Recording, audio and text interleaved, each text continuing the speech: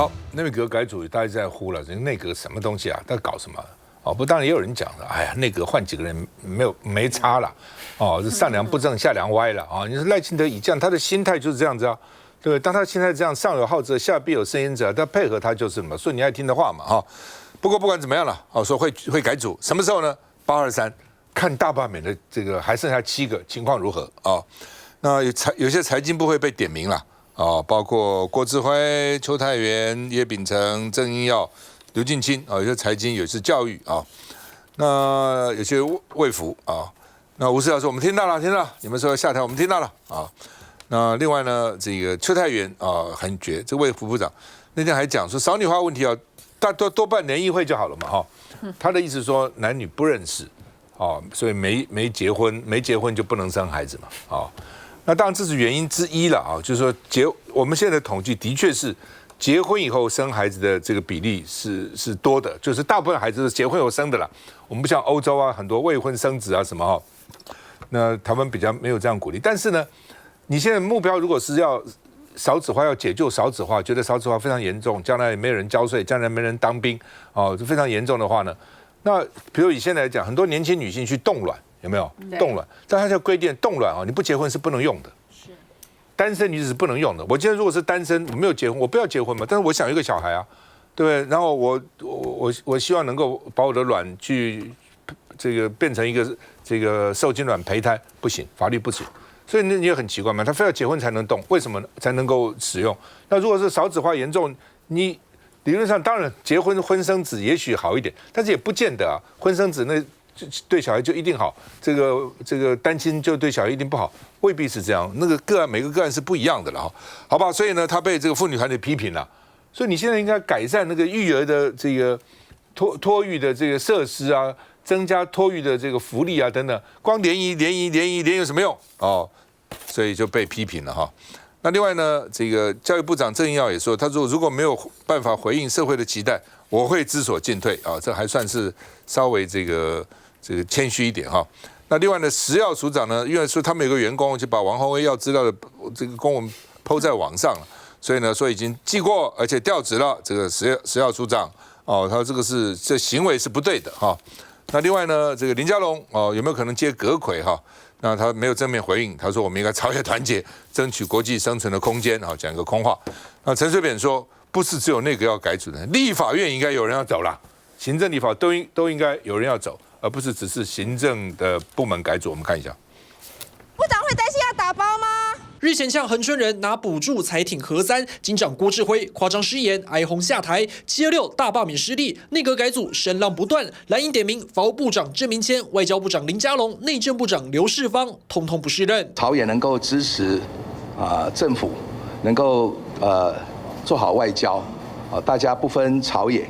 好，团结一致。被点名的还有教育部长郑英耀，除了台师大抽血争议延上，还传出曾傲慢呛绿委，我是赖清德找来的，也成为内阁团队中被点名下台的黑名单。在政策上的一个推动，在团队上或者专业上没有办法呼应社会的一些期待跟需求，本来政务官就是这个知所进退。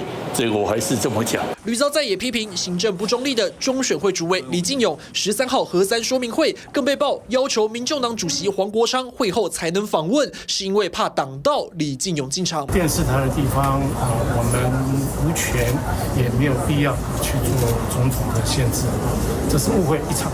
不过前总统陈水扁倒是发文力挺卓奎，是赖清德最佳行政院长人选，问责他非战之罪。在野党的委员所提的意见，我们都听到了。相信在内阁改组的过程，行政部门都会在适任性、专业性、政策跟政治能力等等的多元用人取材的考量之下，做出最好的决定。卓院长领导内阁到现在，那当然有褒有贬，有好有坏。但是整个在推动国家政策的面向上，我们还是肯定卓院长的用心。面对在野点名改组，绿委也罕见的说有听到蓝白意见，也不否认内阁改组的必要性。那蓝轩怎么看？不是他们凭什么肯定卓荣泰的这个够贡献？一个少数国会当中的一个少数存在，他凭什么去肯定？我觉得要听听大家的声音嘛。如果说最近的一次的所谓的民意的展现，那就是罢免啊，罢免可以看得出来，大家肯定这个卓荣泰的表现吗？没有啊。我觉得这段时间其实如果说真要谈内阁改组的话，刚刚赵先生说的是一个最主要的关键，是赖清德的问题嘛。其实所有的人都是赖清德任命的、啊，赖清德任命了卓荣泰，卓荣泰里面这个所谓的卓内阁有多少人是卓荣泰敢自己去任命啊？当然都是要经过赖清德的同意嘛。现在目前台湾的政治体制，尤其是赖清德，尤其是民进党里面，很明显的事实上就是以总统为唯一的意志。那坦白讲，我们是因为真的换不掉赖清德，所以的话呢，目前你说如果真的要进行内阁改组，我觉得从卓荣泰开始就应该换，从卓荣泰开始换，就代表了你。赖清德对于过去这段时间的施政，你表达你的歉意，我觉得这是个最根本的态度嘛。因为你表达你歉意，你知道你做错了，好，所以呢，一切从头来过。那如果说你连卓荣泰都没有换，你的一些关键的这些部位的首长你都没有换，那代表你哪里道歉了呢？你哪里反省了呢？这到目前为止，我们看到这个罢免的之后的一些相关的一些举措，他除了这个去看灾的时候表达了歉意之外，他其实对于整个罢免的过程当中，对于在野党的诋毁，对于那些被罢免的立委的他的一些贴标签啦、戴帽子，他有任何的道歉吗？对于杂质说，对于所谓的其余说等等，他有表达任何的不同的一些代表他自己的不同的反思都没有嘛？所以我说，今天如果说内阁改组要作为罢免之后赖清德表达对于民意的一些反应。他的一些这个回应的话，他就应该要从卓荣泰的整个的内阁改组统都开始。我觉得卓荣泰应该要下台，因为实际上卓荣泰的存在，我觉得一开始他的存在本来就是一个对于在野示好，是一个朝小野大一开始的一个起手式。他因为卓荣泰过去很温和嘛，他唯一的优点就是很温和。那你说他否则他在他那一辈当中。我们当初跑新闻那一辈当中那么多人，什么李义阳啦，什么一大堆其他的人都已经出来了。其实卓荣泰一直他就是温和，所以你没有让他扮演一个温和的沟通的角色，突然之间变成一个斗鸡，突然变成一个战狼。那我觉得卓荣泰完完全全是一个失职的一个行政院长，所以我觉得第一个，我觉得卓荣泰真的应该下台，而且卓荣泰下台，你要表达你为什么让他下台的，你的理由是什么？这理由不要反映出你现在的一个反省。那再来，我觉得几个部分，我觉得现在很多是民进党在提，我觉得民进党在提就代表他想要糊弄你。比方说，郭基辉大家都有共识，比方他为什么要提郑英耀？你这样我提郑英耀，我觉得不如提郑明谦。你真的要讲郭志辉一定要换，我觉得他已经夸张到极点了。他不管是他过去一开始来讲，他自己是挺能源的。你说他挺能源，挺了以后呢，被民进党 K 了半死之后，就开始颠，不敢讲能源。那现在甚至在核三研议这个部分还去反亏在地的里民说啊，你因为拿了钱，所以你才挺研议。你这种部长，你还凭什么坐在这个位置上？今天如果说你因为当初挺这个核能，因此跟在执政党的这个意见不合，你因此愿意挂冠求去，大家都还尊重你，产业界还觉得你替我发声。今天产业，我觉得今天朱立伦在讲到说他在核三研议当中他的一个理由，好像今天部长讲的话，他说因为为了台湾的经济。为了台湾的经济，不是应该经济部长说的吗？就经济部长竟然为了台湾经济，觉得不要去延长核能，所以我觉得郭志辉的存在已经成为一个笑话了。我觉得他的存在是基本上他不下台是不太可能的啦。我觉得目前看起来，民进党有没有打算要挺他？但是除了郭志辉之外，其他的人讲，比方说这个邱泰源这个卫福部当然很重要他做讲话换枪走板，但是有几个很关键的，代表的是民进党的一些政策执行方向的这些人为什么都不动？法务部到目前为止，你看从大罢免开始，你从那个时候一大堆什么不成比例的这一些这个去，还有对这柯文哲不断的这些诉讼啦，然后这一些约谈啦、羁押啦，然后呢在立法院里面问到说为什么没有去搞这个诈骗？他说因为我们都在忙政治的事情。这种法务部长你可以让他留在位置上吗？他明明知道我们的检察官在干嘛。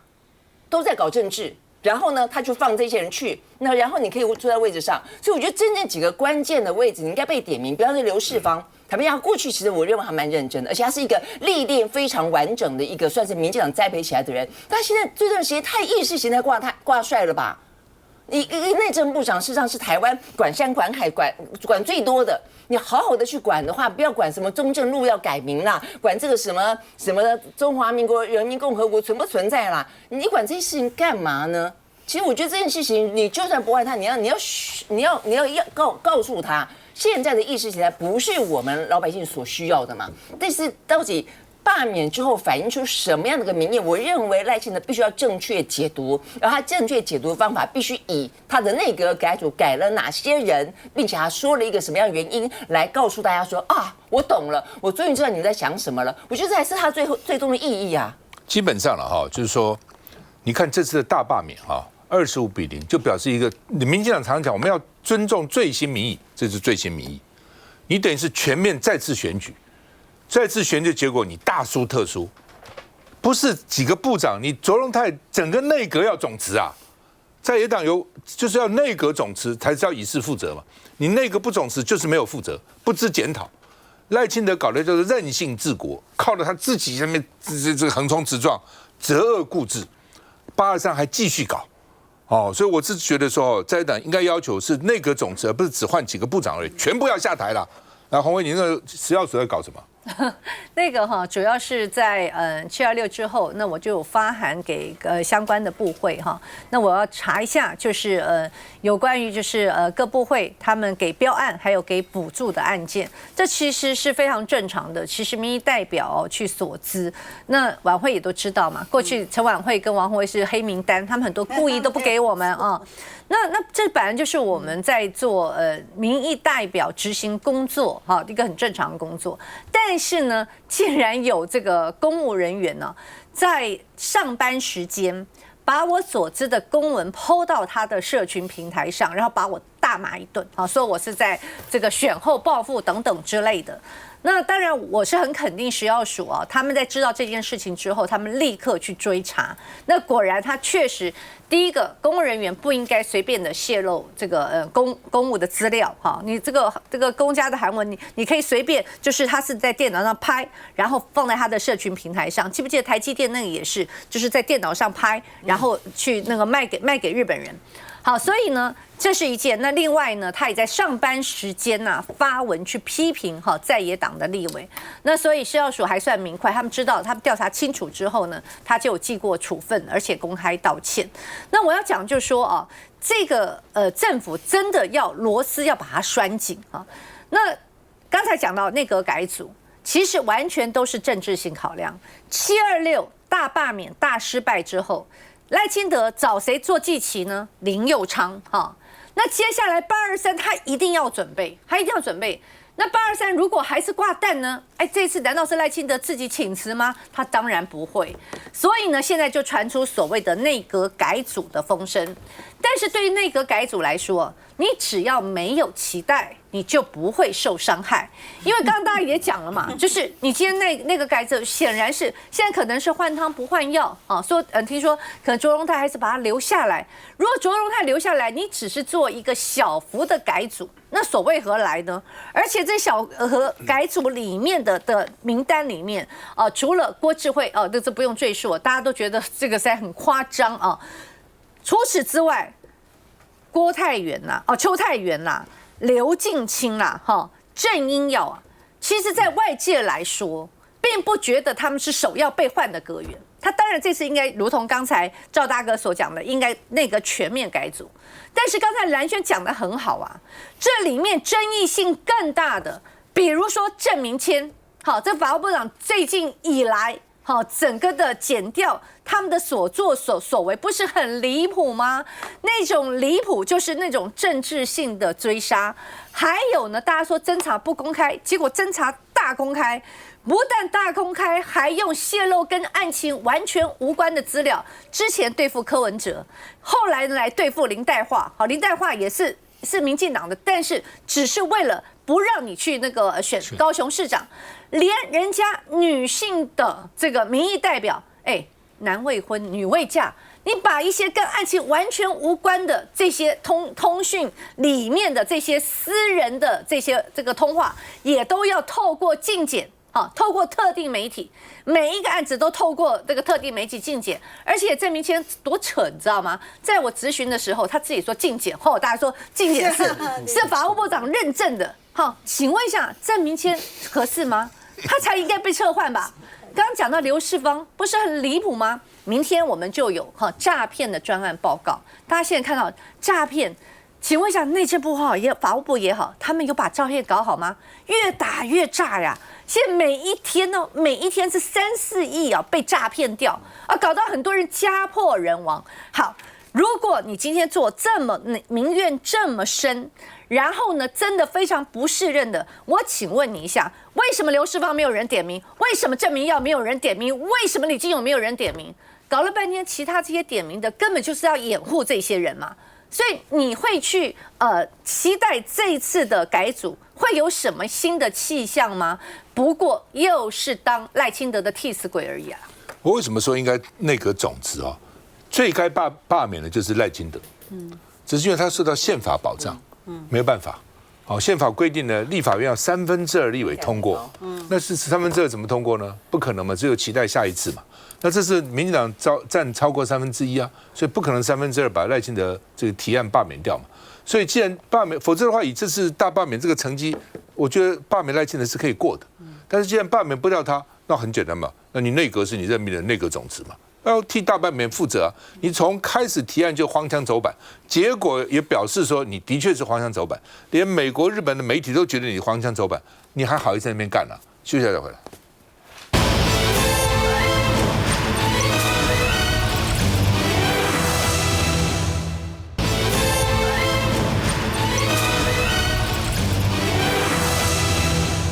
好，那么屏东县长民进党的周春米说，核三议题郭智辉讲错了，哦，那郭智慧反击他说，县长不知道我在问什么，怎么会不知道问什么呢？就如果没有那个敦亲睦邻款，没有补助你们还会支持核三吗？他是不是这样问的？就这个意思啊？怎么不知道你在问什么？知道啊，但是我昨天讲了，敦亲睦邻这个款是立法的，而且是经济部主管在法律里面有的，这是当时我当立委的时候坚决要引进这样的制度。因为你要盖垃圾场、盖电厂、盖什么，老百姓都反对，因为人家品质降低了嘛，地价降低了，当然要给他一些公平的补偿嘛。所以后来才引进这个制度，引进这个制度减少很多的纷争，否则你现在台湾很多的公共设施是盖不起来的。日本是这个制度，美国也制度，欧洲也这个制度，所以那时候才引进台湾来。所以你现在郭智慧长，你是给他什么好处啊？没有啊！你盖个核电厂，固然我们说核电厂基本上是安全的，但是当地的居民还是要承受某种程度的这个风险嘛，这没有办法，一定是任何你火力电厂没有这个问题吗？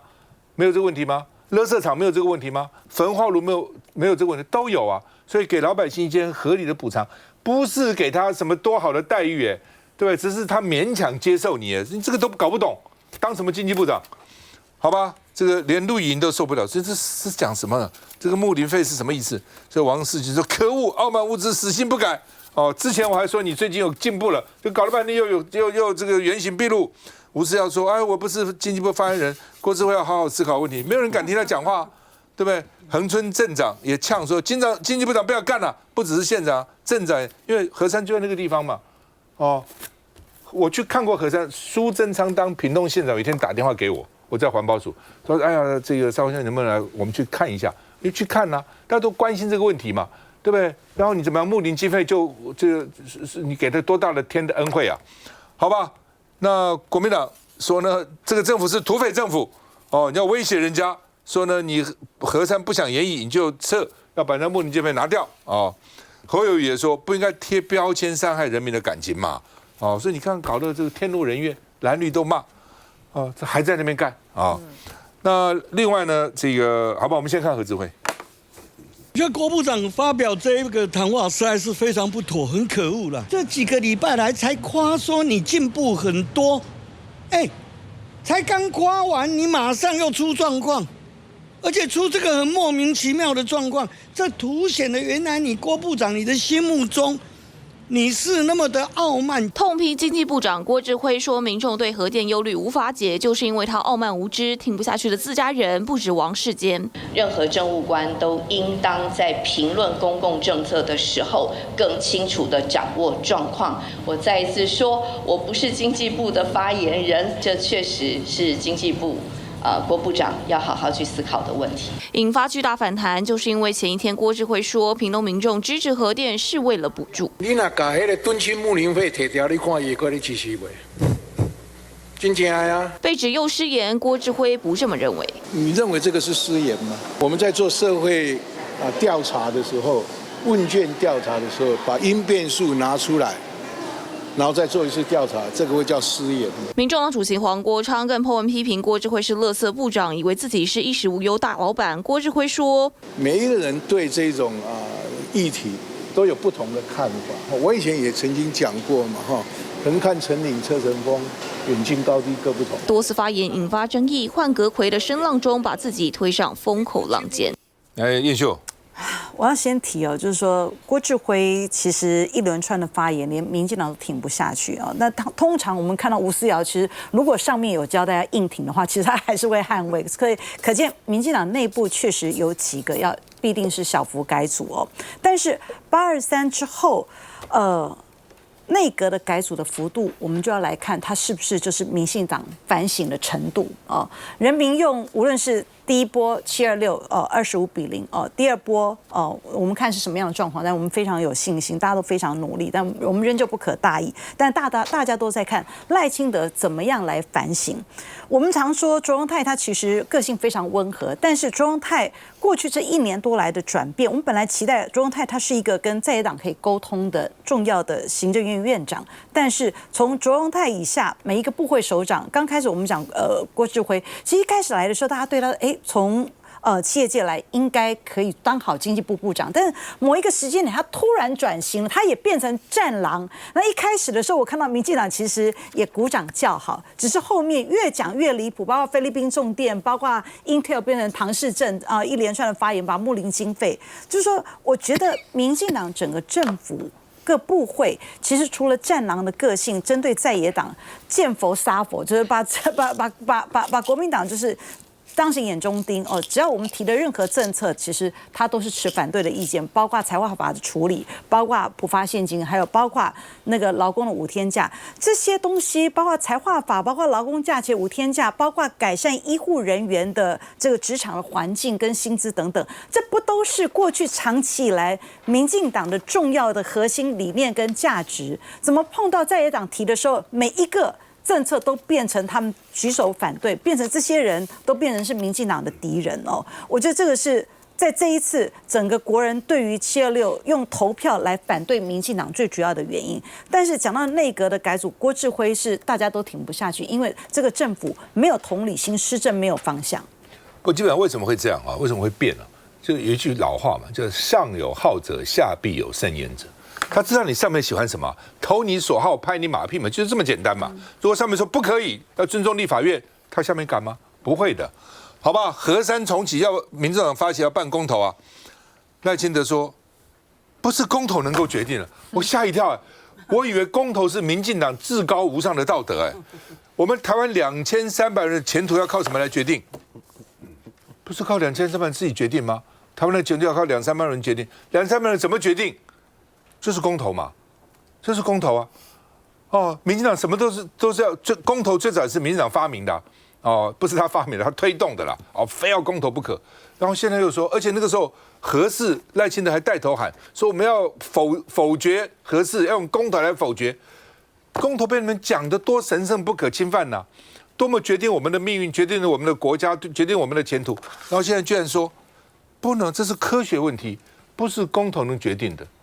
错啦，当然是公投决定嘛。科学是只是让公投这些民众参考，你科学提出依据，正反不同的意见，然后让他们参考。就像你一个做决策的科学家给你很多的这个建议，很多的这个利弊分析，最后你做政策决定，就这样子而已。什么叫公投不能决定？那不能决定，你还叫大家一起不同意干嘛呢？要去投，是不是？大家一起不同意，赖清德讲的没错，公投。核三研议要投同意，罢免要投不同意。现在还有7个立委要罢免，也是823不同意罢免那黄国昌说你说现在喊不同意还没有罢免，我们是投心酸的，投什么？干嘛去投侯友宜说什么不是公投，或者说民意非常非常重要，民意是最重要的对不对？民意最重要所以呢，朱立伦也喊说要诉诸选票，让总统知道真正的民意。王慧。所以大家呼吁大家，823一定要出来，这个研议核三研议投同意这件事情，你一定要出来投。为什么？因为我们要告诉总统，什么要叫做公投，叫用最大的民意来展现给我们的总统看。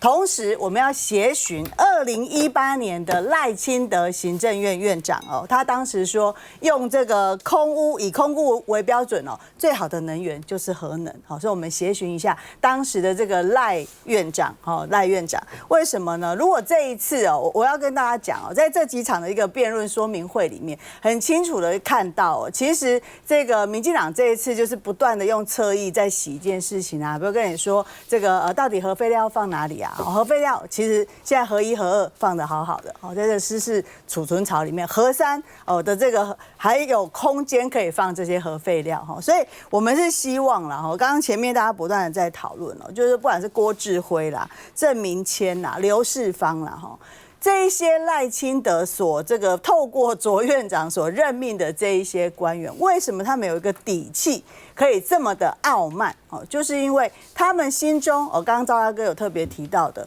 因为上议长成这样他觉得只要符合上议就好。但是7月26号，其实我们更大的民意已经让他知道说，其实民众都是看得懂的所以这一次823的这个核三研议的这件事情，要请大家一起出来投下同意票，用更大的民主告诉民进党政府，我们希望的能源政策是怎么样的一个能源政策。要去投票了最怕是大家726以后觉得已经松懈了就没有不去投。其实我都已经接到那个公投那个通知单，都已经接到了，收到了都收到了，所以大家还是要去投了表达一个你的这个态度跟你的意见。休息一下再回来。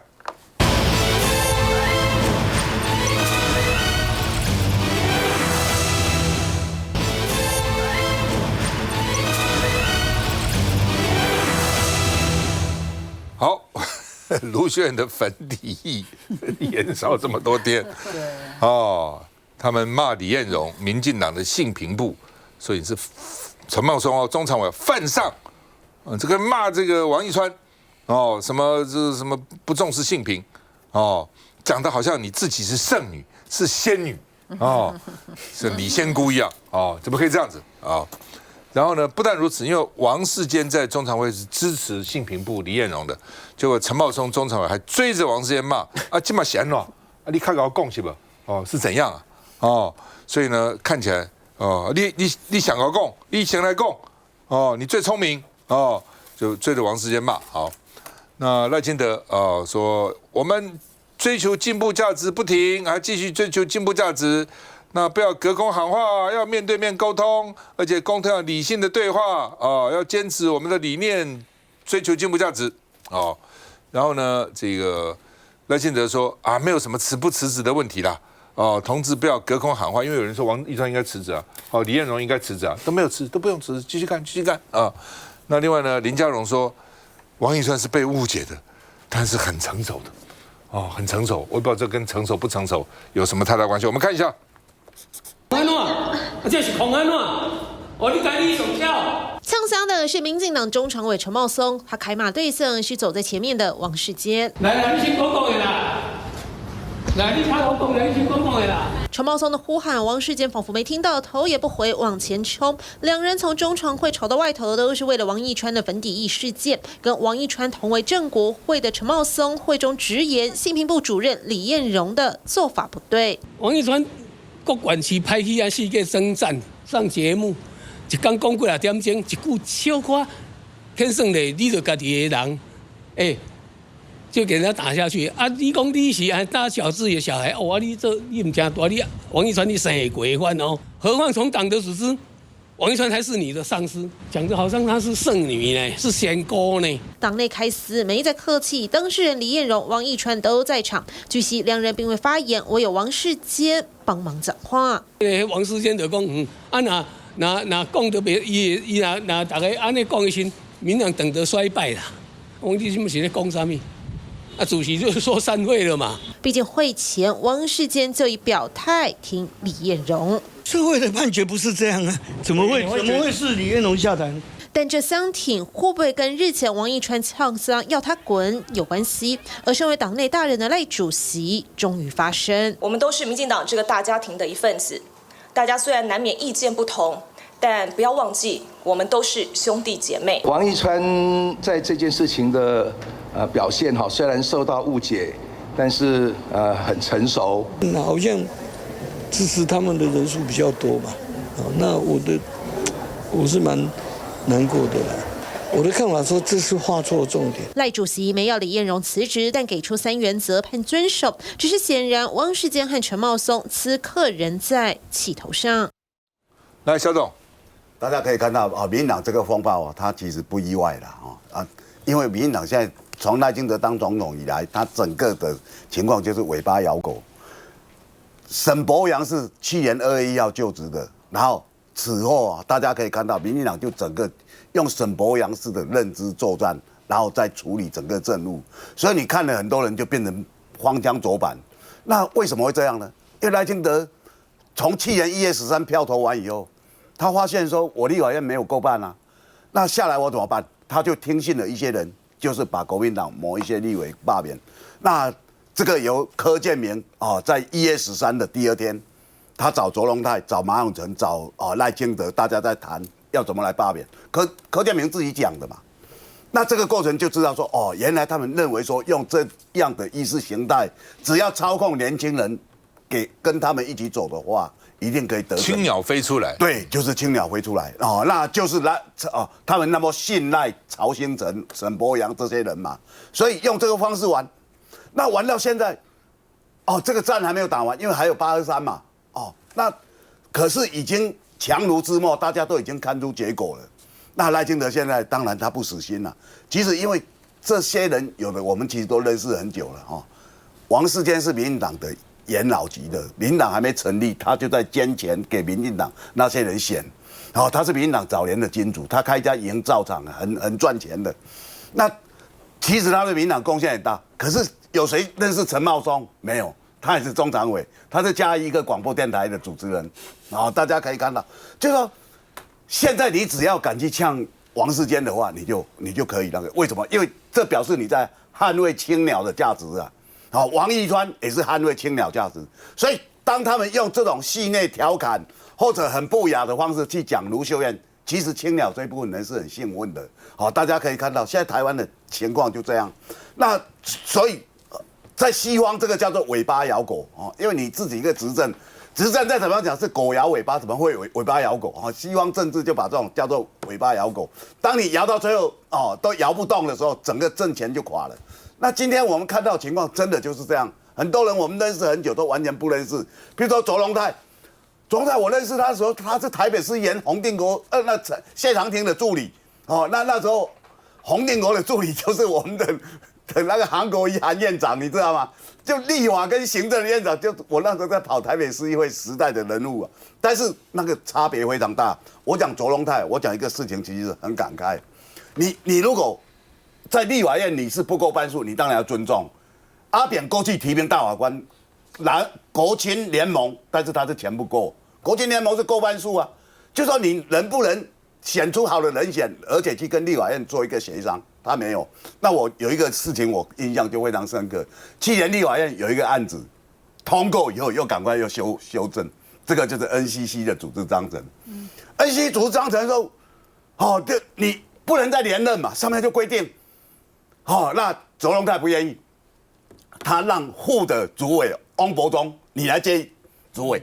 那为什么他敢这样呢？因为立法院释出善意，立法院里面有一个条文，就说就是实施日期由行政院决定之。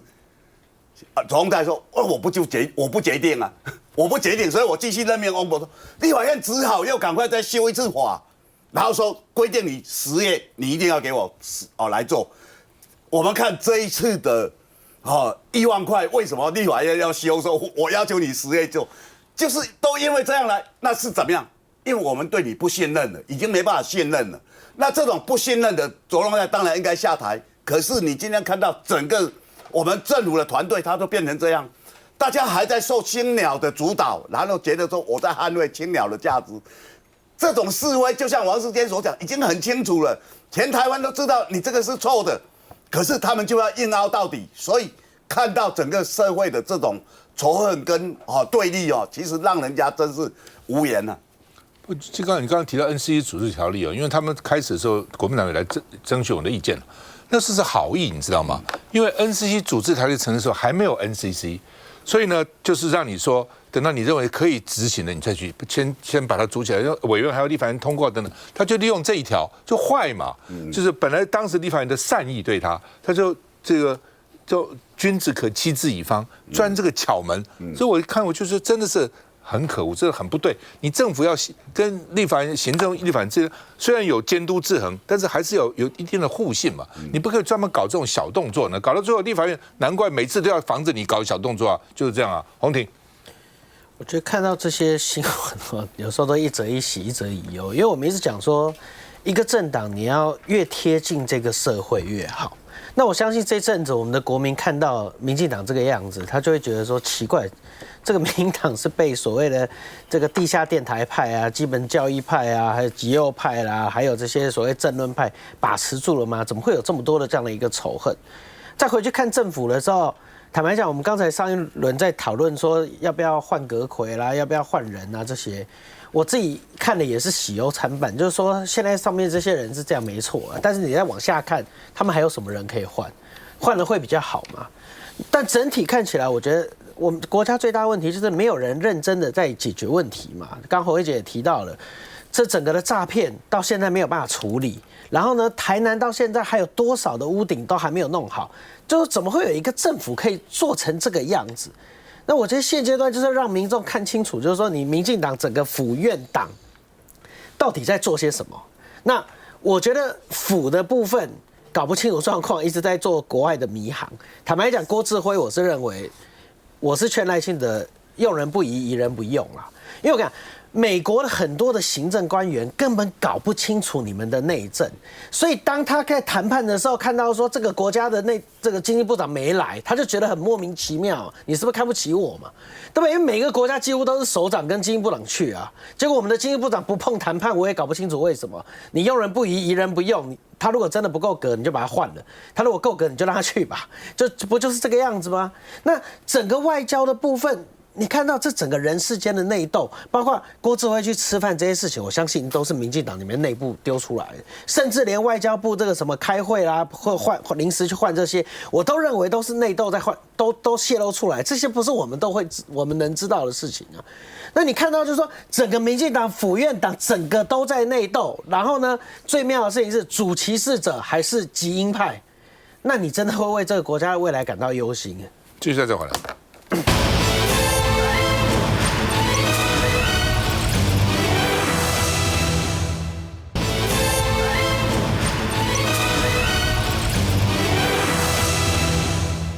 好，国民党主席啊，那大家当然也注意了哈。那朱立伦在他的内部会议说，他坚持要交棒。哦，那我看今天有《中国时报》哪个媒体登是说，他觉得这是大罢免，哦，这个大失败，哦，反罢免大成功，但是他都没有给他，啊，都没有认为他有功哦。记者有问我说，罢免这件事他是功大于过的，哦，真的凭良心讲，前面是有过的，哦，因为他有冷处理。哦，然后呢，这个搞得什么31-0，那再怎么讲不过嘛。哦，后来又积极的赶快哦，叫人家速度快，所以才搞出有些人去地方党部去抄名单、关啊、押啊、搜索那么多人，那个是他有过的。但是后来大成功他是有功的，所以对大罢免这件事他是功大于过的啊。哦，那我觉得我评论还算是中肯啊。那么另外呢，这个卢秀燕哦，他现在不管卢秀燕了。刘宪现在最近说不选了，他说他不管啊，他也要交棒啊，到真的假的也不知道，现在有点扑朔迷离了哈。那卢秀燕，李乾隆说，卢秀燕曾经表达选党主席的强烈意愿，啊，讲好了怎么又不选呢？哦，那当时到底他怎么讲的不知道哦。那另外呢，这个李乾隆是劝进卢秀燕选党主席啦，哦，说是国民党重返执政的关键时刻。说呢，卢秀燕当党主席只有好处没有坏处啦啊，你应该出来吧啊。那李乾隆何许人物呢？李乾隆做过国民党的秘书长，哦，对不对？他做过国民党秘书长，他吴敦义江启臣秘书长，他是当时在新北当过国民党新北党部主委，我记得三重市长啊。那另外呢，这个内幕说卢秀燕决心不选党主席，那之前是那就请郝龙斌出来吧。因为郝龙斌曾经一路支持卢秀燕当党主席，一直到今天，郝龙斌还说他是支持卢秀燕当党主席的。那卢秀燕到现在为止并没有嘴巴讲出他不选，所以郝龙斌不表态啊。那么另外呢，说非朱立伦的人在串联拱郝龙斌当党主席啊。那说因为郝龙斌跟卢秀燕是友好的、有合作的默契的，而且有军系的支持，而且地方的议长系统跟地方山头也有郝龙斌跟他们都有一定的交情了哈。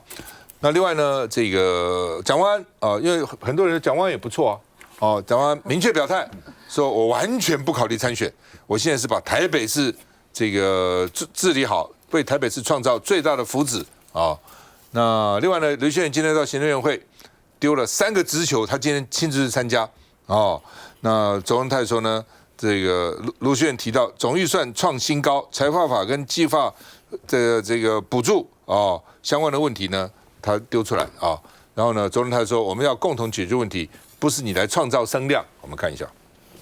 你想要选党主席吗？朱立伦早已喊出交棒，却传出被视为接棒热门人选的台中市长卢秀燕倾向不登记，让运作已久的挺卢派只想问，到底遇到什么问题？每个人都打电话说：“这是咧变三棒啦。”大家拢讲好啊，那还有这个想法。他们打电话问我，到底是什么拄到什么问题了？无法接受，心中只有疑惑。但卢秀燕若真无意接棒，朱立伦是否续留？据悉在13号国民党主管会议上，朱立伦重申对主席选举态度不变，依旧希望顺利交棒，并强调会继续联系卢秀燕，劝进她承担主席大位。谢谢，好，谢谢，还会坚持要交棒。谢谢。这件有跟部长谈好吗？好，谢谢，好，谢谢。主席一直以来的态度我们期待有更多的党内的同志能够一起承担，更期待接下来能够顺利交棒，放心交棒。我们一定会继续努力来劝进卢市长。但若卢朱两人都不愿角逐主席，除了已表态的孙武学校总校长张亚中等人，据悉承认国民党副主席的前台北市长郝龙斌也屡获劝进，可能成为党魁选举的黑马之一。长期的布局被打乱，挺卢派要不启动备案，仍以他马首是瞻。好的合意。这个黄伟怎么看？我记得在726之前就曾经讨论到党主席的问题。那时候其实包含我还有我们其他委员都讲说，这个时候不是谈党主席的问题的时候啦，因为那时候我们最主要的目标，大家在726一定要过关。那所以也因此呢，后来就延后党主席的选举。那但这一次呢，因为党主席的任期到10月底为止，所以在期程上他必须现在就公告，应该是前2个礼拜公告的。好，那一公告了之后呢，大家就开始呢又聚焦了说这个党主席的人选等等之类。其实我个人还是会希望在823之前，大家都知道823我们还有7位的委员现在是被罢免的这个选举。那另外一个就是核3公投演绎的问题。那我认为在我们的现在最眼前的目标，就是要让823第一个就是我们7个一定要全雷打，一定要完全的完封，还有823的公投演绎的公投呢，要让它过关。那但是在这个之前去提到这个党主席选举，难免就是大家谈论的非常非常多。所以我一直觉得稍安勿躁啦，因为我们现在呢，大概的期程是9月1号开始领表，然后9月4号跟5号去登记。那我认为呢，到9月4号、5号一定会有人去登记。那让在这段时间呢，还是他们可以去做一些协商。因为老实讲现在说卢要选、卢不选朱立伦会不会继续选？我认为现在无助于就是823我们让这7位这个立委能够过关，所以我还是觉得大家可以少讨论一些，然后多一些，到时候大家一定会协调啦，然后会有一个最好的结果。因为大家真的在726、823之后，大家非常看重，因为这一次的党主席他牵涉的是2026跟2028，非常重要所以我还是希望能够有一个比较顺利跟圆满的结果。来轩。对，我觉得这个党主席会非常重要。刚刚这个洪伟讲得非常清楚，就是明年跟后年嘛，这个是县长选举跟总统大选，所以呢非常的关乎重要。那我相信现在讨论，当然到最后要去帮823，一定大家都是相信在野党一定是倾巢而出，蓝白再次合作了哦。但是我就觉得它的重要性确实必须要慎重去考虑哦，因为到目前为止的话呢，民进党我不认为他们有一个反省的真心诚意，但你这次看到的民意的沸腾程度，民意对这个民进党的失望程度，尤其我觉得这一次不管是这个接近民进党的，还是接近这个在野党，或者说一些比较中立的媒体所做的民调，其实年轻人大概都翻了。年限都翻了，我觉得这点非常重要。从20岁的到29岁的，从29岁到30几岁的，包括连太阳花时代都翻了。所以刚才讲林非凡说，还要用新生代的角度来提什么建言，他根本不配去代表新生代。现在连太阳花的人对于民进党都已经这个越来越失落了啊。那所以对于国民党来说，这个新的总统，他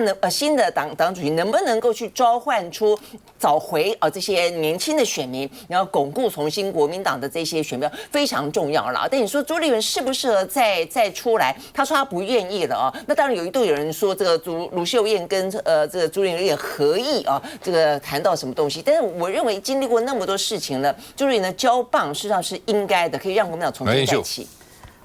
一切都等823之后再说当然很重要，因为226牵涉到提名的问题，还有蓝白未来在明年这一局怎么合作。那明年合作的好的话，才有28这件事情。但是无论如何，我们过去听到朱立伦讲过很多次，就是他不再参选，他希望能够顺利交棒。但是不管如选不选，其实没有所谓对错的问题，而是一个长时间的布局，就是接下来的布局怎么样，给他们大家一点空间时间，我相信一定会有最好的结果。对啊，就给多一点时间啊，因为其实我自己观察726的胜利是来自于中间选民的不满，那个不满是对于赖政府他们所发动的这个罢免，其实会觉得有太多的纷纷扰扰，所以我觉得823的重点，刚刚前面我们有讨论到这个核3演绎的部分嘛，就跟民生多一点议题多讨论，我觉得这才是会让民众比较有关的部分。